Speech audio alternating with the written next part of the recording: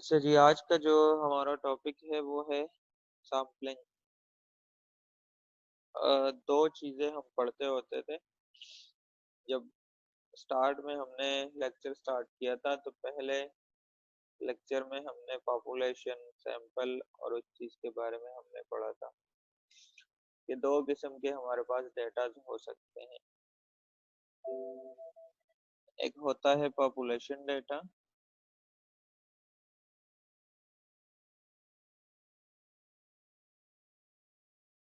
और एक होता है हमारे पास सैंपल डेटा, ठीक है? तो पॉपुलेशन डेटा के बारे में हमने पढ़ा था कि the total number of observation, जितने हमारे पास कंप्लीट ऑब्जर्वेशन होते हैं टोटल, ठीक है? मतलब हमने एग्जांपल ली थी काफी सारी कि हमारी क्लास है, हमारी क्लास की स्ट्रेंथ जो है वो लेट्स सपोज 43 है for example. So this is the population of our statistic class. किसी घर के अंदर लेट्स सपोज 9 पर्सन है, तो that is the population of that house, ठीक है? मतलब जो रिसर्च के हवाले से जो हमारा इंटरेस्ट होता है जिस चीज में, उस हिसाब से जो पॉपुलेशन की वैल्यू होती है, जो पॉपुलेशन की स्ट्रेंथ होती है वो डिफरेंट होगी। फॉर एग्जांपल हमारी क्लास की स्ट्रेंथ 43 है, तो हमारी क्लास की जो पॉपुलेशन है वो 43 है, ठीक है? इसी तरह किसी घर में लेट्स सपोज 7 पर्सन है, तो उस घर की जो पॉपुलेशन है टोटल वो कितने हैं, वो 7 पर्सन है। हमारी यूनिवर्सिटी की लेट्स सपोज 3000 स्टूडेंट्स है, ठीक है? तो यूनिवर्सिटी की जो पॉपुलेशन है हमारी वो कितनी है, वो 3000 स्टूडेंट्स है। अच्छा, अब उसके बाद हमने डिस्कस किया था सैंपल को। ये सैंपल क्या चीज है? जब हम पूरे पॉपुलेशन से, जो कंप्लीट हमारे पास लिस्ट ऑफ ऑब्जर्वेशन होती है, उसमें से हम जब एक पार्ट को सेलेक्ट करते हैं, ठीक है? फॉर एग्जांपल हमारी क्लास की स्ट्रेंथ है 43 स्टूडेंट्स है, और 43 स्टूडेंट्स में से हमने कोई लेट सपोज 5 स्टूडेंट्स या 10 स्टूडेंट्स हमने एज ए सैंपल सेलेक्ट किए। मतलब टोटल पॉपुलेशन में से हमने किसी एक पार्ट को सेलेक्ट किया, ठीक है? वो जो पार्ट होता है, वो जो सब सैंपल होता है, उसको हम क्या कहते हैं, सैंपल, ठीक है? कि पूरी पॉपुलेशन में से हम अगर किसी एक पार्ट को सेलेक्ट करें तो उसको हम कहते हैं सैंपल। सैंपल के भी हमने काफी सारे एग्जांपल लिए थे, ठीक है? जैसे हम फॉर एग्जांपल, एक तो हमारा ये एग्जांपल हो गया कि टोटल स्टूडेंट्स में से हमने कोई 6-7 स्टूडेंट सेलेक्ट कर लिए, ठीक है? अच्छा, दूसरी हमने एग्जांपल ली थी जैसे हम ब्लड वगैरह टेस्ट करते हैं, तो ब्लड टेस्ट के लिए भी हम एक छोटा सा सैंपल लेते हैं, ठीक हो गया? इसी तरह लेट्स सपोज आप लोग जब घर पे खाना वगैरह बनाते हो, उसको टेस्ट करने के लिए एज ए सैंपल थोड़ा सा उसमें से हम टेस्ट कर लेते हैं। तो मतलब इस तरह की काफी सारी एग्जांपल है कि जहाँ पे हम पॉपुलेशन को स्टडी नहीं करते, हम पॉपुलेशन में से एक छोटा सा पार्ट सेलेक्ट करके उसको चेक करते हैं। तो वो जो छोटा सा पार्ट होता है उसको हम कहते हैं सैंपल। अच्छा, उसके बाद जो आपका लोगों का आज का टॉपिक है वो है सैम्पलिंग का। सैम्पलिंग क्या चीज है?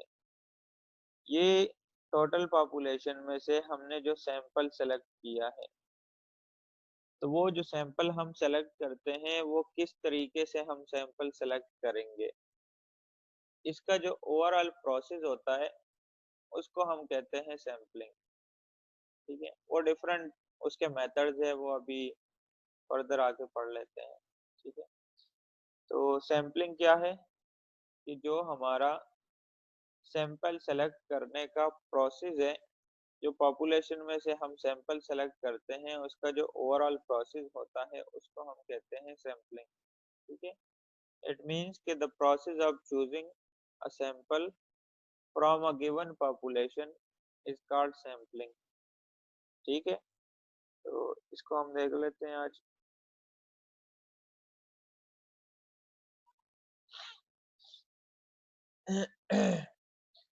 इसमें फिर दूसरी बात ये आ जाती है कि सैंपलिंग जो है इसको हम करते क्यों है। पहले हमारे पास बेसिक कॉन्सेप्ट्स है पॉपुलेशन के हवाले से कि the total aggregate units, objects, value or any quantity which can be measured related to any subject can be referred as a population। यानी कि जो आपके पास टोटल एग्रीगेट है, टोटल एग्रीगेट्स यूनिट्स होते हैं, ऑब्जेक्ट्स है, वैल्यूज है या कोई भी आप क्वांटिटी ले, ठीक है, वो डिफरेंट रिसर्च के हवाले से हम उसको नेम्स देते हैं डिफरेंट। सिंपल सी बात ये है कि the total number of observation जो होते हैं, ठीक है, उसको हम क्या कहते हैं, उसको हम कहते हैं पॉपुलेशन, ठीक है। फिर उसके बाद सैंपल है कि द रिप्रेजेंटेटिव पार्ट और subset of the population under study is called sample. उसी पॉपुलेशन का जो हमारे पास एक छोटा सा पार्ट होता है या जो रिप्रेजेंटेटिव पार्ट है या आप उसको सबसेट कह लो, तो वो हमारे पास होता है सैंपल। अच्छा, फिर उसके बाद सैम्पलिंग पे आते हैं। द प्रोसेस और techniques used to select a representative sample from population। Population में से हमने किस तरीके से सैंपल सेलेक्ट करना है, उसका जो ओवरऑल प्रोसेस होता है उसको हम कहते हैं सैम्पलिंग, ठीक है। फॉर एग्जांपल ये देखो, एक छोटा सा आपके सामने एक शेप बनी है। लेट्स सपोज हम इसको कंसिडर करते हैं कि ये हमारे पास टोटल पॉपुलेशन है, ठीक है। फॉर एग्जांपल इसमें से हमने दो सैंपल सेलेक्ट किए हैं, सैंपल ए मतलब ये इसका एक छोटा सा पार्ट है, ये हमारे पास टोटल पॉपुलेशन है और इसमें से हमने एक सबसेट सेलेक्ट किया, तो उसको हमने नाम दिया सैंपल ए का।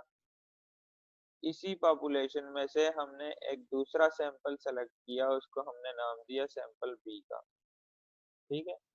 तो इट मीन्स के ओवरऑल ऑब्जर्वेशन में से, ओवरऑल यूनिट्स में से, ओवरऑल ऑब्जेक्ट्स में से जब हम एक छोटा सा पार्ट सेलेक्ट करते हैं, तो वो जो छोटा सा पार्ट होता है उसको सैंपल कहते हैं और जिस तरीके से सेलेक्ट करते हैं उस प्रोसेस को हम कहते हैं सैंपलिंग, ठीक हो गया।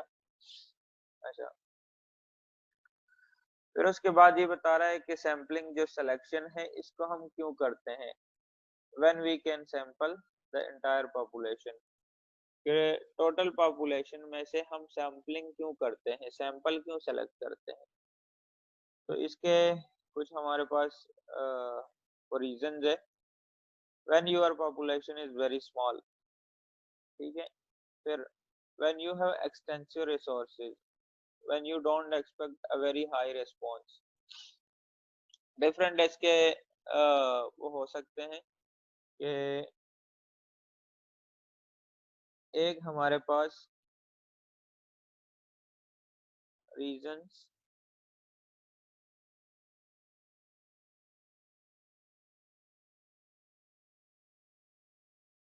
For sampling.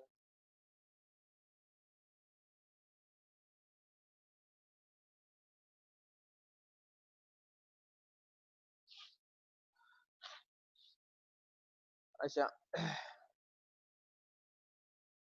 क्वेश्चन हमारा ये था कि सैंपलिंग हम क्यों करते हैं, पॉपुलेशन टोटल जो पॉपुलेशन है उसको क्यों नहीं स्टडी करते, ठीक है। आसानी के लिए पहला पॉइंट ये है कि एक हमारे पास टाइम कम होता है, ठीक है। बाज दफा ऐसे होता है कि जो टोटल पॉपुलेशन है वो काफी लार्ज है और उसको स्टडी करने के लिए हमारे पास इतना टाइम नहीं है। तो फिर हम क्या करते हैं कि टोटल जो पॉपुलेशन है उसको स्टडी नहीं करते, फिर हम क्या करते हैं कि उसमें से एक छोटा सा पार्ट सेलेक्ट करते हैं, क्योंकि हमारे पास इतना ज्यादा टाइम नहीं होता कि हम पूरी ओवरऑल पॉपुलेशन को स्टडी कर सके। तो हम उसमें से एक छोटा सा पार्ट सेलेक्ट करके उसको स्टडी कर लेते हैं, ठीक है। दूसरा जो रीजन है वो ये है कि हमारे पास इतने रिसोर्सेज नहीं है, हमारे पास इतने पैसे नहीं है कि हम ओवरऑल ऑब्जर्वेशन या टोटल जो पॉपुलेशन है उसको स्टडी कर सके, ठीक है। जब पैसे कम हो, रिसोर्सेज कम हो, तब भी हम क्या करते हैं कि टोटल पॉपुलेशन को हम सेलेक्ट नहीं करते, हम क्या करते हैं कि एक छोटा सा पार्ट उसमें से सेलेक्ट करके उसको स्टडी कर लेते हैं। तीसरा जो इसका रीजन है वो ये है कि हमारे पास जो लेबर्स होते हैं या जो एम्प्लॉइज होते हैं, ठीक है, वो कम होते हैं। ट्रेंड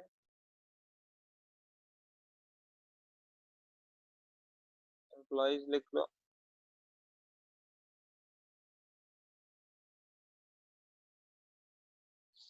बाज दफा ऐसे होता है कि जब हम कोई रिसर्च करते हैं तो उस रिसर्च के हवाले से जो हमारे पास ट्रेंड पर्सन होते हैं, ट्रेंड लेबर्स होते हैं, ट्रेंड एम्प्लॉइज होते हैं, वो कम होते हैं।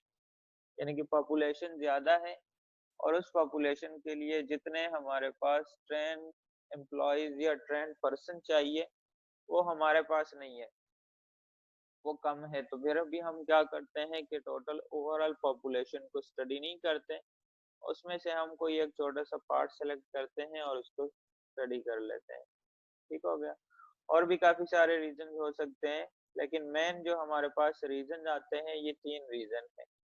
कि सैम्पलिंग हम इसलिए करते हैं कि एक तो हमारे पास टाइम कम होता है, दूसरा हमारे पास रिसोर्सेज कम होते हैं, पैसे कम होते हैं, और तीसरा हमारे पास ये है कि जो ट्रेंड एम्प्लॉइज होते हैं या ट्रेंड पर्सन होते हैं वो कम होते हैं। तो हम क्या करते हैं कि हम उसकी तरफ जाते हैं, सैम्पलिंग की तरफ जाते हैं। ठीक है। और एक चौथी भी हमारे पास सिचुएशन आ जाती है कि ओवरऑल जो हमारे पास वो होते हैं, क्या कहते हैं उसको, पॉपुलेशन है, ओवरऑल पॉपुलेशन को स्टडी करना वो इम्पॉसिबल होता है कभी कभी। इम्पॉसिबल कैसे होता है, जैसे हमने एग्जांपल ली है कि हमने ब्लड टेस्ट करना है। ठीक है। तो जब हम ब्लड टेस्ट करते हैं तो ब्लड टेस्टिंग में ओवरऑल पॉपुलेशन को स्टडी करना ये इम्पॉसिबल होता है। ठीक है। क्योंकि हम ऐसे नहीं कर सकते हैं कि किसी पर्सन से सारा ब्लड निकाल के तो उसको टेस्ट करें। वहां पे हम क्या करते हैं कि वहाँ हम एक छोटा सा वो लेके तो उसमें से एज ए सैंपल थोड़ा सा ब्लड लेके उसको टेस्ट करते हैं। इसी तरह एक दूसरी एग्जांपल है कि जैसे हम लोग खाना वगैरह बनाते हैं तो ऐसे नहीं कर सकते कि हम वो सारा टेस्ट करें, एक छोटा सा उस सब का पार्ट लेके उसको टेस्ट करके तो उसको चेक करते हैं।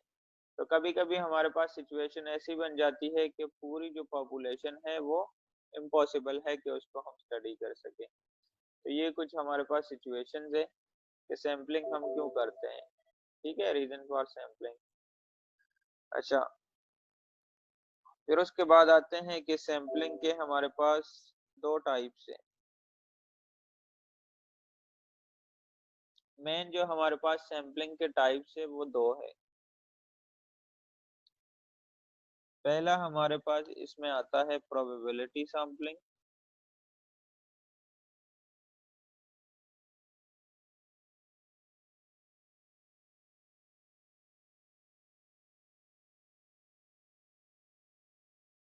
और दूसरा हमारे पास आता है non probability sampling.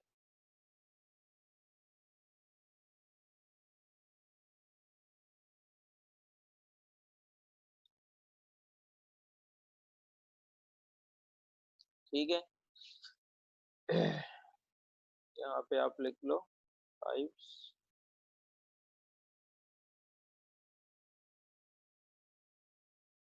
Of sampling. ठीक है। सैम्पलिंग के हमारे पास 2 टाइप्स होते हैं, पहले को हम कहते हैं प्रोबेबिलिटी सैम्पलिंग और दूसरे को हम कहते हैं नॉन प्रोबेबिलिटी सैम्पलिंग। ये जो हमारा प्रोबेबिलिटी सैम्पलिंग होता है इसमें जब हम यूनिट सेलेक्ट करते हैं, हर एक यूनिट के सेलेक्ट होने की कोई ना कोई प्रोबेबिलिटी लाजमी होती है। यानी कि इसकी जो इसके अंदर जो यूनिट्स होते हैं, सैम्पलिंग बेसिकली हम क्या करते हैं कि यूनिट सेलेक्ट करते हैं ना पॉपुलेशन में से, तो वो जो यूनिट हम सेलेक्ट करते हैं या जो पॉपुलेशन से हम कोई पार्ट सेलेक्ट करते हैं उस पार्ट की कोई ना कोई प्रोबेबिलिटी लाजमी होती है। यानी कि उसकी प्रोबेबिलिटी 0 से ग्रेटर होगी। ठीक है। फॉर एग्जांपल हमारे पास स्टैटिस्टिक की क्लास में 43 स्टूडेंट्स हैं। अब इन 43 स्टूडेंट्स में से हमने लेट सपोज कोई एक सैंपल सेलेक्ट करना है, तो इसके अंदर हमारी क्लास के अंदर जितने स्टूडेंट हैं, हर एक स्टूडेंट के सिलेक्ट होने की कोई ना कोई प्रोबेबिलिटी होगी। ठीक है, कि हम जब कोई यूनिट सेलेक्ट करेंगे उसकी प्रोबेबिलिटी ग्रेटर देन 0 होगी। ठीक है, कि कोई ना कोई इसकी प्रोबेबिलिटी लाजमी होती है। जो हमारे पास नॉन प्रोबेबिलिटी सैम्पलिंग है, इस नॉन प्रोबेबिलिटी सैम्पलिंग को हम जजमेंटल सैम्पलिंग कहते हैं। इसमें हम अपनी पर्सनल जो एक्सपीरियंस है, जो पर्सनल ऑब्जर्वेशन है, वो यूज करते हैं, इसलिए इसको हम जजमेंटल सैम्पलिंग भी कह सकते हैं। ठीक है, यानी कि चीजों को खुद से ऑब्जर्व करना और चीजों को गैस करना, उसके मुताबिक उसकी वैल्यू लिखना, इसको हम कहते हैं नॉन प्रोबेबिलिटी सैम्पलिंग। प्रॉपर इसको जरा डिफाइन करके देख लेते हैं दोनों को।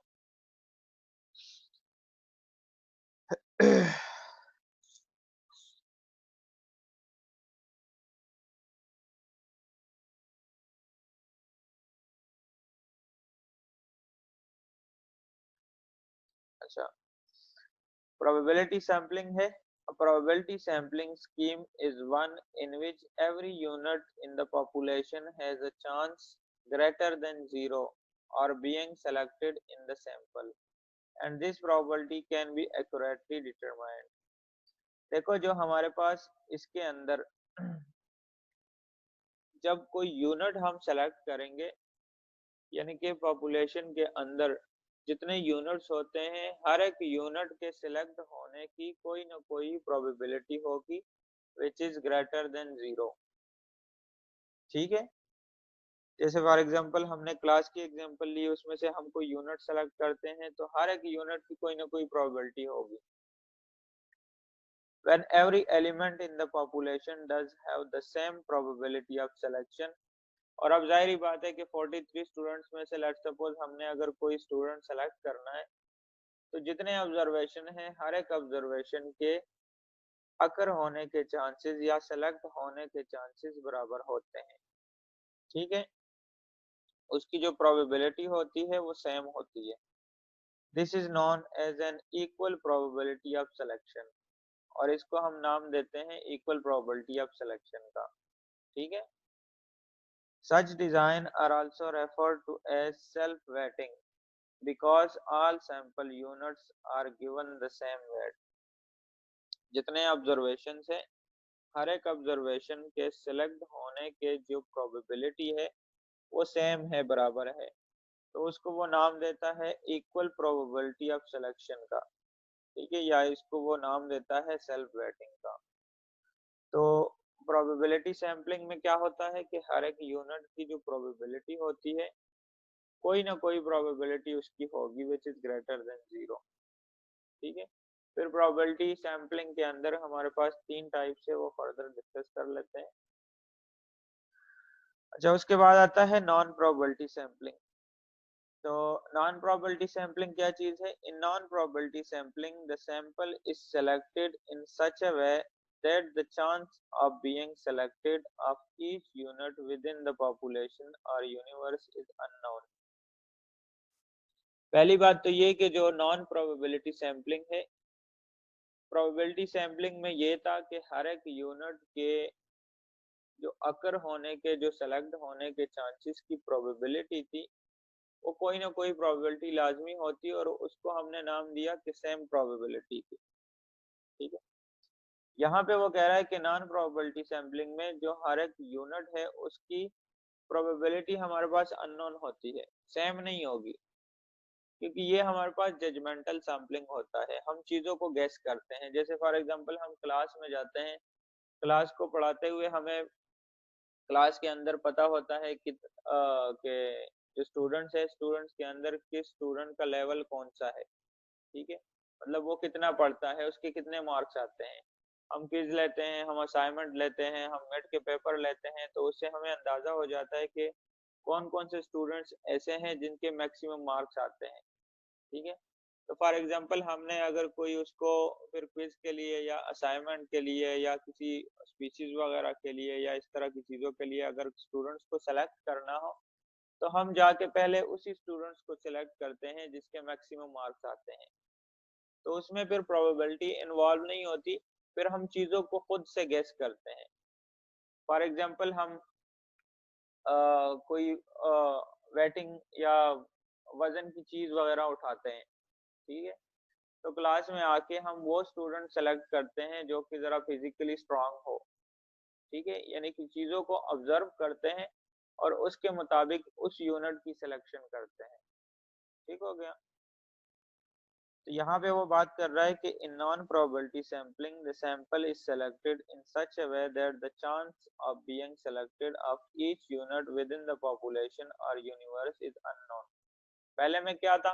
पहले में नॉन था और सेम प्रोबेबिलिटी थी सबके लिए, ठीक है?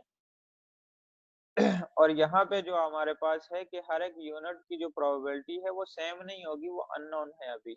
अननोन इसलिए है क्योंकि वो रिसर्चर पे डिपेंड करता है कि उसने चीज़ों को गेस करके, चीज़ों को देख के कौन-सा यूनिट सेलेक्ट करना है। Indeed the selection of subject is arbitrary और सब्जेक्टिव, इसको हम सब्जेक्टिव सैंपलिंग भी कहते हैं, ठीक है? Since researcher relies on his her experience and judgement. और इसमें क्या होता है कि जो रिसर्चर है वो अपनी पर्सनल ऑब्जर्वेशन को यूज करके कोई ना कोई यूनिट सेलेक्ट करता है। इसने यहाँ पे एग्जांपल ली है कि एक हाउस है और हाउस के अंदर लेट्स सपोज कोई पर्सन है जो कि ज्यादा पढ़ा लिखा है, ठीक है? लेकिन वो जो ज्यादा पढ़ा लिखा है हो तो ये चांसेस तो ये है कि जब हम कोई किसी से कोई क्वेश्चन वगैरह करते हैं तो हमारे पास जो वो यूनिट हो या जो पर्सन हो वो एजुकेटेड होना चाहिए। लेकिन नॉन प्रोबेबिलिटी सैंपलिंग में क्या है, इसलिए वो कह रहा है कि हमारे पास जो प्रोबेबिलिटी है वो हर एक यूनिट की प्रोबेबिलिटी उसमें अननोन होगी, सेम नहीं होगी। जो उस घर के अंदर एजुकेटेड पर्सन है वो रोजाना जॉब पे जाता है, शाम को वापस आता है। उसी घर के अंदर एक दूसरा बंदा है जो कि अनएम्प्लॉयड है, ठीक है? वो जॉब पे नहीं जाता, घर पे ही रहता है।